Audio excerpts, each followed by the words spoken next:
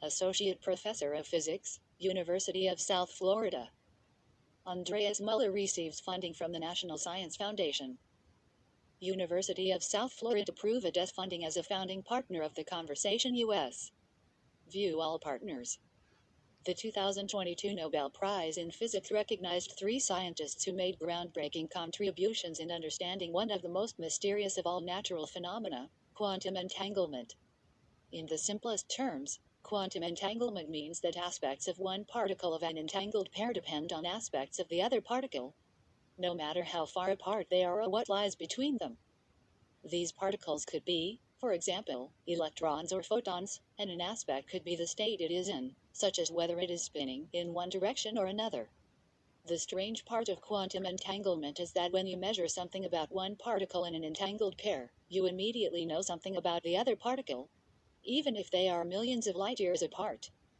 This odd connection between the two particles is instantaneous, seemingly breaking a fundamental law of the universe. Albert Einstein famously called the phenomenon spooky action at a distance. Having spent the better part of 2 decades conducting experiments rooted in quantum mechanics, I have come to accept its strangeness. Thanks to ever more precise and reliable instruments and the work of this year's Nobel winners, Elaine Aspect, John Clauser and Anton Zeilinger, physicists now integrate quantum phenomena into their knowledge of the world with an exceptional degree of certainty. However, even until the 1970s, researchers were still divided over whether quantum entanglement was a real phenomenon.